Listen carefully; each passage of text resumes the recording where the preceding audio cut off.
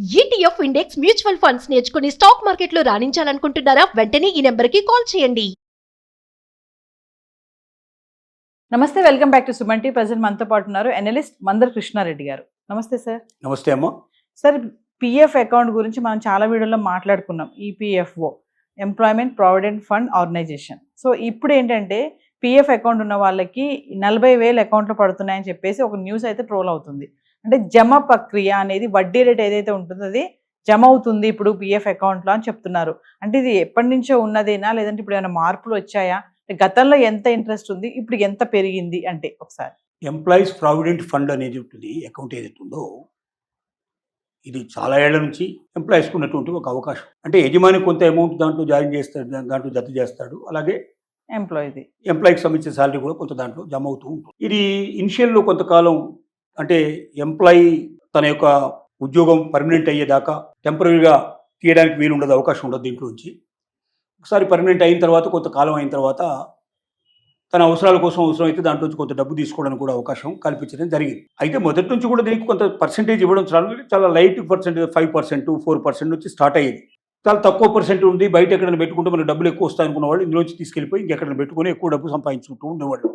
ప్రభుత్వం ఏం ఆలోచించిందంటే employees EPF ఫండ్లో ఎందుకు ఎక్కువ ఉంచటం లేదు, డబ్బులు ఎందుకు తీసుకెళ్తున్నారని దీని మీద ఒక కమిటీ వేసి అధ్యయనం చేసి వాళ్ళకి అర్థమైంది ఏమిటంటే మనం అతి తక్కువ వడ్డీ ఇస్తున్నాం, సో ఈ డబ్బులు తీసుకెళ్ళి బయట ఎక్కడైనా చిట్ ఫండ్ కంపెనీలో లేకపోతే ఇంకా వేరే రకమైన ఎక్కువ ఆదాయం వచ్చేటువంటి దాంట్లో పెట్టుకుంటే వాళ్ళకి డబ్బులు ఎక్కువ వస్తున్నాయి కాబట్టి చాలామంది తీసుకెళ్ళిపోతున్నారు, మనమే ఎక్కువ పర్సెంటేజ్ ఇవ్వగలిగితే ఇక్కడే ఉంటుంది అనేది వాళ్ళు చెప్పిన మాట.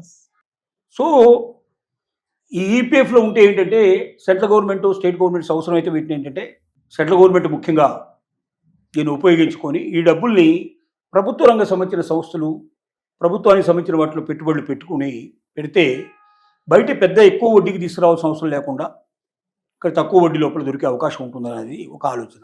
అందుకోసం ప్రభుత్వం ఏ నిర్ణయం తీసుకుందంటే 8.25%, అంటే బ్యాంకుల్లో కూడా ఎక్కడ దొరకనటువంటి పర్సంటేజ్ని ఇచ్చినట్టయితే ఆటోమేటిక్గా ఎంప్లాయీస్ ఎక్కువగా దీంట్లోపల మనీ ఉంచుకుంటారు. మనీ ఎక్కువ ఉంచినట్టయితే ఆటోమేటిక్గా వాళ్ళకి ఎక్కువ పర్సంటేజ్ ప్రాఫిట్ వస్తుంది వాళ్ళకి.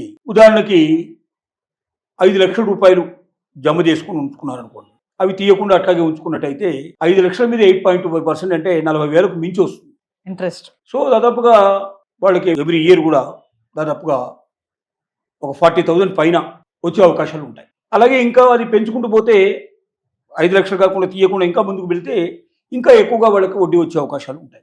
ఈ ఆశ ఎప్పుడైతే కలుగుతుందో ఎంప్లాయీస్ లోపల ఎక్కువ మంది డబ్బు నిల్వ చేసుకునే ప్రయత్నం చేస్తారు. వీళ్ళు ఎక్కువ డబ్బు నిల్వ చేసుకునే ప్రయత్నం ఇట్లా దేశంలో ఉన్నట్టు మొత్తం ఎంప్లాయీస్ అంతా కూడా నిల్వ చేసుకుంటూ కోట్లాది మంది నిల్వ చేసినప్పుడు కోట్లు డబ్బు ఈపీఎఫ్లో వచ్చే అవకాశాలు ఉంటాయి.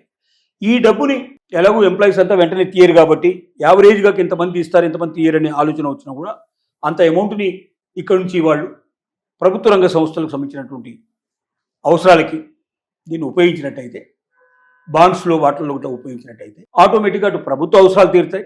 ప్రభుత్వం వేరే చోట ఎక్కువ వడ్డీకి తెచ్చుకోవాల్సిన అవసరం లేకుండా 8.25% దొరికే అవకాశం ఉండలేదు. సహజంగా అయితే బ్యాంకులోకి మనం వడ్డీకి వెళ్తే 12%, 18% అట్లా ఎక్కువ పడే అవకాశాలు ఉంటాయి. కాబట్టి తక్కువ రేటుకు రేట్ ఆఫ్ ఇంట్రెస్ట్లు దొరికితే ప్రభుత్వ అవసరాలు కూడా తీరుతాయి.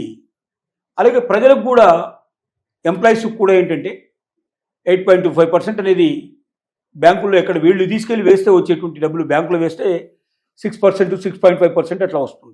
అది 8.25% రాదు కాబట్టి సో తమ ఉన్న చోటనే ఉంచుకొని డబ్బుల్ని తీయకుండా ఉంచినట్టయితే ఎక్కువ వడ్డీ వస్తుందనే ఆశతో ఎంప్లాయీస్ దీన్ని వృద్ధి చేసుకుంటారు. సో ఎక్కువ డబ్బు నిల్వ చేయటం వల్ల ఈ డబ్బుని ప్రభుత్వ రంగ సంస్థలు ప్రభుత్వానికి ఉపయోగించుకున్నట్టు వల్ల తక్కువ రేట్ ఆఫ్ ఇంట్రెస్ట్లో అక్కడ దొరుకుతున్న ఉద్దేశంతో ఇద్దరికీ ఉభయరత మేలు జరుగుతున్న ఉద్దేశంతో 8.25% పెంచడం జరిగింది. ఈ పెంచడం వల్ల అది ఇప్పుడే అమలు చేస్తున్నారు. ఈ నెల నుంచి, జనవరి నుంచి స్టార్ట్ అయింది. ఇది ఈ సంవత్సరం చివరి లోపల అంటే పెరుగుతూ పోతుంది. వరుసగా ఎంప్లాయీస్ ఎంత డబ్బు పెట్టుకుంటే వాళ్ళకి అంత ఎక్కువగా వడ్డీ వచ్చేటట్టుగా కనపడుతుంది. కాబట్టి ఎంప్లాయీస్ అందరూ కూడా తమ డబ్బును వీలైనంత వరకు మ్యాక్సిమం నిల్వ చేసుకునే ప్రయత్నం చేస్తారు. అలా నిల్వ చేయడం వల్ల ఎంప్లాయీస్కు బెనిఫిట్ అవుతుంది, అలాగే ప్రభుత్వానికి కూడా బెనిఫిట్ అవుతుంది అనేటువంటి ఒక ఆలోచన. అంటే సార్ చాలా మంది, అంటే కొంతమంది ఈ పిఎఫ్ డబ్బులు తీస్తూ ఉంటారు, 10,000 15,000 అలా తీయడం వల్ల ఏమన్నా నష్టమా? అంటే దానివల్ల ఏమన్నా వాళ్ళకి ఇంట్రెస్ట్ తగ్గిపోవడం అట్లా ఏమన్నా ఉంటుందా? తీస్తే ఇంట్రెస్ట్ రాదు కదా. ఇప్పుడు డబ్బులు తీసేసుకున్నారు, డబ్బులు ఎంత ఎక్కువ ఉంటే అంత ఎక్కువ అంత. వడ్డీ వస్తుంది. ఎస్. డబ్బులు ఎప్పటికప్పుడు ఈపీ దాంట్లో జమ కాగానే డబ్బులు తీసేసుకుంటూ పోతే చివరికి వడ్డీ ఎక్కడి నుంచి వస్తుంది? రాదు కదా. ఎస్. కాబట్టి ఎవరైతే ఎక్కువ డబ్బు నిల్వ చేసుకుంటారో వాళ్ళకి ఎక్కువ వడ్డీ వస్తుంది. వడ్డీ వస్తుంది. ఎవరైతే ఎప్పటికెప్పుడు తీసేసుకుంటారో వాళ్ళకి రాదు. కాబట్టి ఇప్పుడు వడ్డీ ఎక్కువ వస్తుందని ఆశతోటైనా తీయకుండా ఉంటారనే ఒక నమ్మకంతో గవర్నమెంట్ ఒకేసారి ఎక్కువ పెద్ద మొత్తంలో దీన్ని పెంచడం జరిగింది. ఎస్. ఇంత వడ్డీ ఎప్పుడు ఇవ్వలేదు, ఫస్ట్ టైం ఇచ్చారు. కాబట్టి ప్రభుత్వానికి ఒక ఆశ, ఖచ్చితంగా ఎక్కువ డబ్బు నిల్వ ఉంటుంది, దాన్ని మనం వేరే అవసరాలకు బాగా ఉపయోగించుకోవచ్చు అనేటువంటి ఒక దృక్పథంతో దీన్ని పెట్టారు. ఎస్. చూడాలి దీని సక్సెస్ ఎంతవరకు వస్తుంది అనేది. Thank you.